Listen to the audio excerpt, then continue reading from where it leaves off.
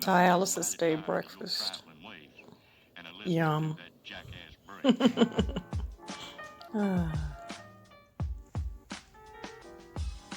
So I just left the Sephora sale. I got a couple of things and I will be sharing it with you guys in a video. And I have just reached VIB. Yay! I'm a beauty grown up, okay?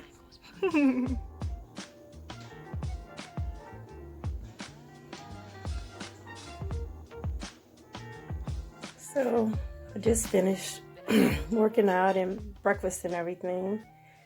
And just wanted to talk to you guys. A couple things crossed my mind. We're talking about this election. And honestly, I don't care because I don't think it's going to change anything either way for me as a black person. It's not going to close the racial wealth gap because Kamala already said she wasn't going to do nothing just for black people. No.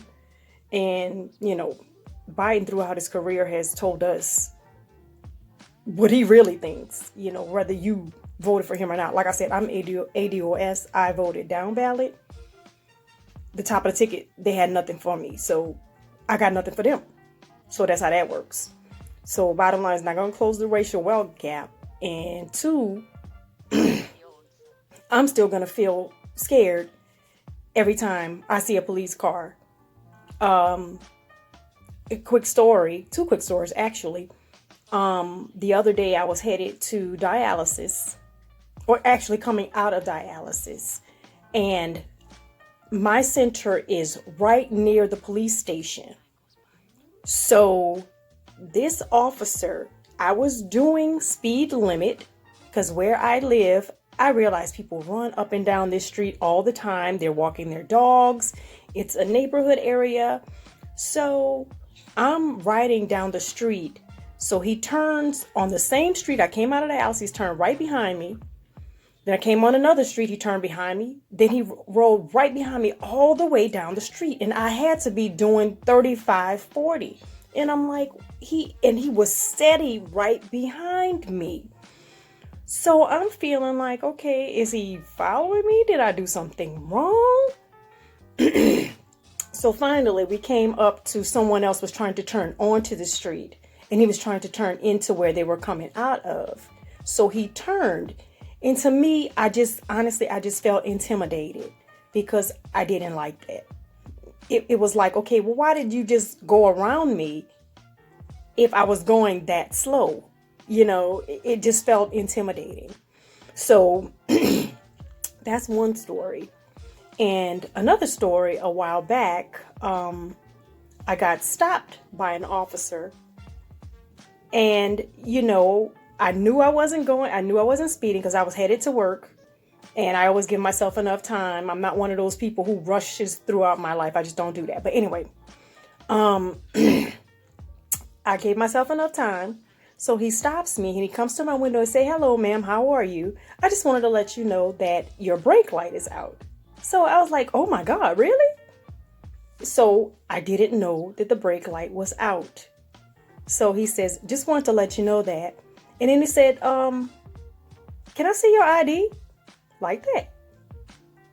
So I was like, okay, well, my brake light is out. I wasn't speeding. I didn't do anything wrong. What do you need to see my ID for? So I complied. I respect authority. It's no problem. Officer, here's my ID. Took my ID, went to the car. And I guess he ran my ID for whatever reason that they do that. Personally, I think it's because they didn't want to see if you've done anything wrong or if you have any outstanding tickets or warrants or whatever. But then he came back to my car and he said, "You know what?" He said, "Your tag is expired." And truth be told, I thought that when your tag, you have until the end of the month of your birthday to make sure the tag is taken care of. But he said, "No, ma'am, it doesn't work like that." So this whole ordeal, I'm like, oh, okay, well, officer, I honestly didn't know that. I thought that I had until the end of the month. And again, like I said, guys, I didn't commit a crime. I didn't do anything wrong. But I honestly, that's what I thought. So instead of doing that, he gives me a damn ticket. So do you know I had to go to this city and pay $75, sit in there like I'm a criminal, like I did something wrong over my tag being expired. And I clearly explained to him, officer, hey, you see I don't have any warrants. You saw I don't have any criminal history. But you do that to me because it seems like you were just trying to make your quota. So, of course, it was a white police officer. And I haven't gotten a ticket for anything in 20 years. About 20 years. And the last time I was in college and I was going a little bit too fast in a school zone. So my thing is this. I just don't feel like anything is going to change for me. So I don't care. My thing is this. Okay. I don't care. But I'm an educated woman who thinks before she acts. But there are going to be some people out there who don't care. Yeah, so sorry. My phone cut off. Anyway, we're gonna have a big problem.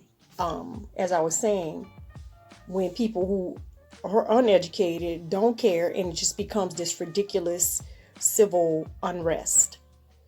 Nobody wants that because it's gonna mess up everything that America has created. So I'm just at the point to where when it comes to this election, I don't care either way, because they're really not addressing things that they need to be addressing.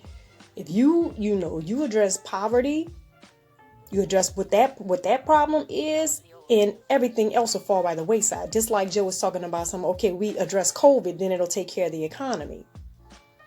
Well, there are some people that are going to have that they're going to bounce back, but there are a lot of people who are not going to be able to bounce back. So that's just my take on it. I don't even care. And I'm just afraid that, certain elements of society, when they stop caring, you took some innocent black people, was to stop them from taking some other innocent people. And that is what scares me. And I hate it. I hate it. But other than that, guys, I got a video that I'm recording today. I'm looking forward to showing you guys everything from the Sephora sale. My video's coming up. And I'm going to be posting one today as well. So I hope that you guys are, having a good day. It's almost the end of the week for me. And I'm always looking forward to the weekend. No needles for 2 whole days. I'm always happy about that. And I reached an anniversary on dialysis, and they check in with you, make sure you're good, make sure nothing has changed. They check on whether you're feeling depressed or low or anything like that. So I kind of feel confident about my dialysis clinic. Found out a lot about them through watching Late Night with John Oliver, more than I wanted to know, but hey, where I am, they're taking care of me, so it's all good.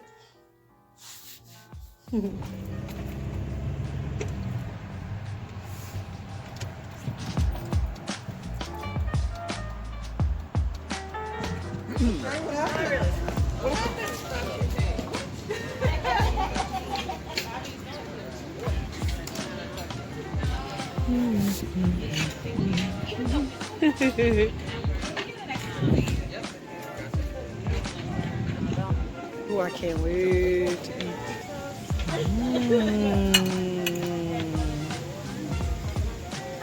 Yeah.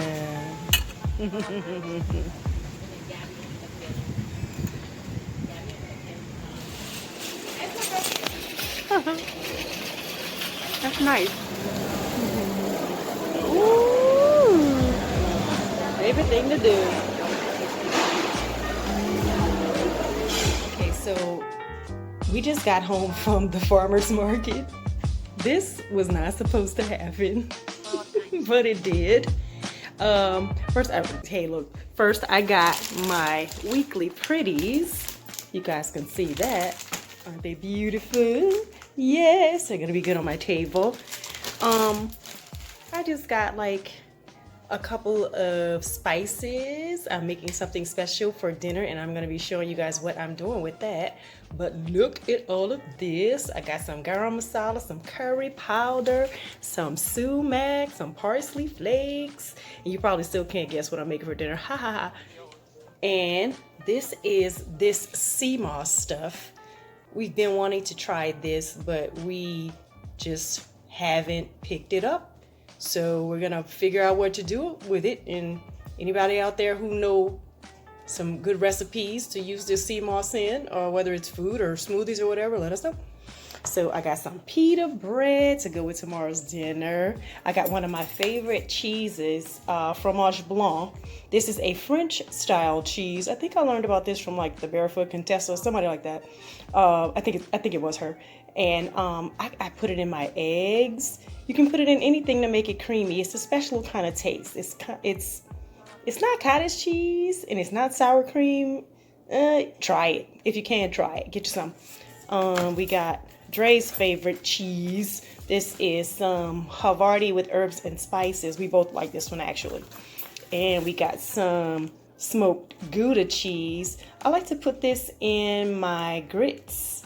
When I do creamy grits, I kind of like shred some of it. But I think I have some in there that needs to be shredded from the block. Anyway, got my favorite olives, our favorite olives. We're an olive family in here. And of course, I got 2 more fennel, my favorite things. And I got some turkey maple breakfast sausage. We like this sometimes. It's just really good. You can fry it, or you put some sage and some butter or some rosemary. Really, really good. And also I got, it's gonna be part of tomorrow's dinner. Yeah, so that's our little farmer's market haul. We always get more than we need to get. But again, that is a good problem to have. Okay, so tonight for dinner, everybody, I'm gonna be doing something that I've been wanting to do for a very, very long time. These are all the ingredients to my Moroccan lamb chili. So, okay, this is what we have first. This is half of a yellow pepper. This is half of a red pepper. This is 1 small white onion. We'll be using the juice of half of a lemon. We'll be using 3 large cloves of garlic. This is 2 cups of beef broth. This is a 1/4 cup of tomato paste. This is 14 ounces of chopped tomatoes. This is 15 ounces of chickpeas. This is about 3 tablespoons of parsley. And this is the magic harissa seasoning that we're going to be using to give it that Moroccan flavor. And this is, I believe, a half a tablespoon of harissa seasoning. Now this is a little bit spicy, guys. So you can start off with a half of a tablespoon and then kind of add it to your taste as you're cooking. And this is the star of the show. This is 2 pounds of ground lamb. So I think this is gonna be delicious. I can't wait for you to see how it comes out. So here we go. Okay guys, so I'm starting out by adding, first of all, I added just a little bit of olive oil to the pan. See it smoking a little bit. Because usually red meat, you don't really need any oil. It's gonna make its own juices. You can start it that way. So you can start off with browning the meat.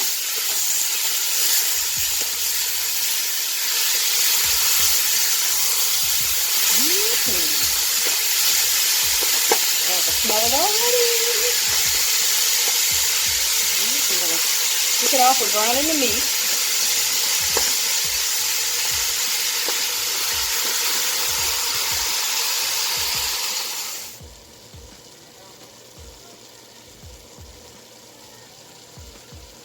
Okay, so now that the meat has browned up really well, I'm just going to add the onions. And while the onions, we're going to cook that maybe 2 to 3 minutes. You'll see the onions will become a little translucent. I'm just going to mix those in because that meat will help those onions cook up a little bit. And cook those onions for like 2 to 3 minutes. Stir in it. It's going to be so good. Oh my God, that lamb is smelling so good already. I haven't even put any seasoning in it. It just smells so good. Okay. So, just going to let those guys cook now for 2 to 3 minutes. So now that the onions are translucent, we're going to add in our peppers. Remember, that's our yellow pepper and our red pepper. And we're going to add in that 3 cloves of garlic too.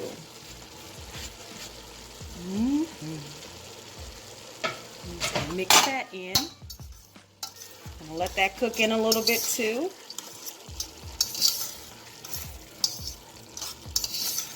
Keep that about 3 minutes as well, so it doesn't take long for the garlic and those peppers to cook in there. That's really good. Oh, it smells so good. It's not only going to be delicious, it's going to be pretty. Look at all those colors. I like eating pretty food. It's got to taste good too, though, y'all. And we're going to let this cook in here for 3 minutes. All right, so now that those onions and peppers are in there really well, they're translucent. That garlic is making everything smell wonderful. Now we're going to add our harissa seasoning. Yeah, like that. So basically, guys, when you're making chili, you'll do a chili powder, but the harissa seasoning is going to replace the chili powder. I'm going to add the parsley. And I'm going to add some salt. This is sea salt, guys. Salt and pepper. Just a little bit because that harissa is already... It's already hot. So we're just going to mix this in.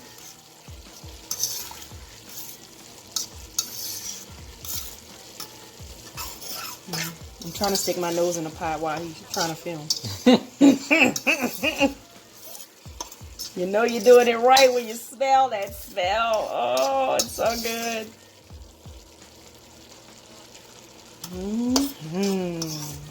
Yeah, there we go. That is that smell. Okay. Let that cook in a minute.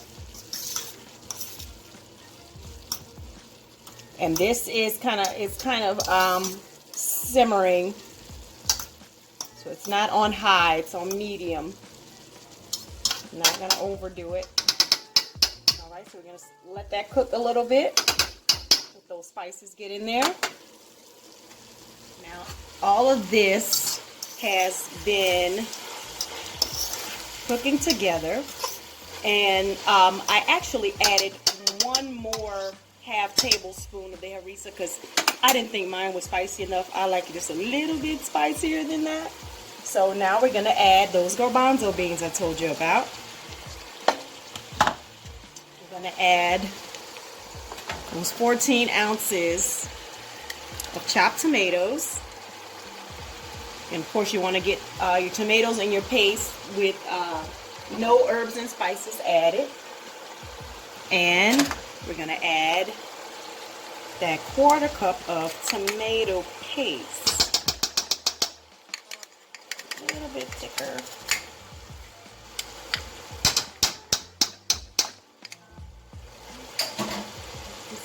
And we're just going to mix that all together.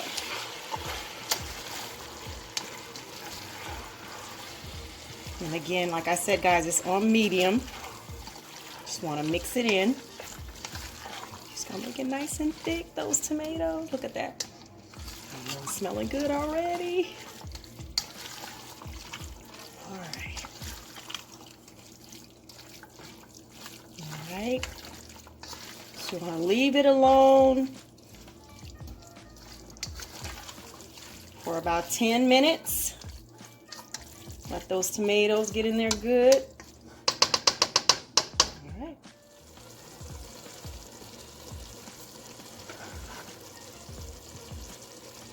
Okay, so now that the tomato paste and the tomato sauce have cooked in really well, we let that go about maybe 10 minutes.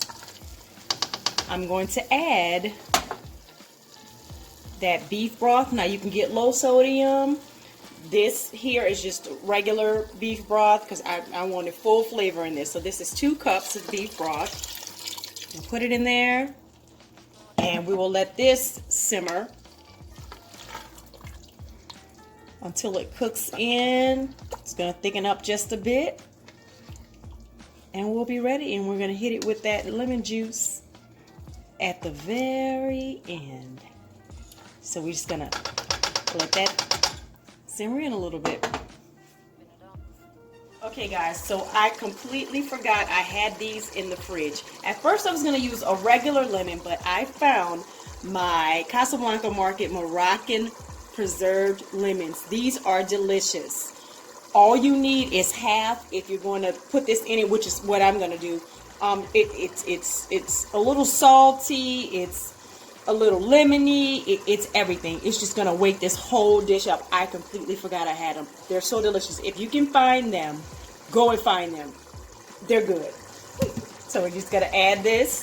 This is half of a preserved lemon. Just going to put that in there. Oh my God, this is going to be delicious. Delicious. And we're going to let it simmer for 10 more minutes. Let those lemons get in there real good.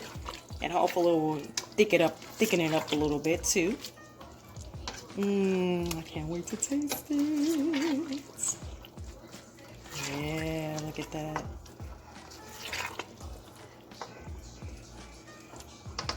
Alright, we're just going to let it simmer for about 10 more minutes and we should be ready to eat.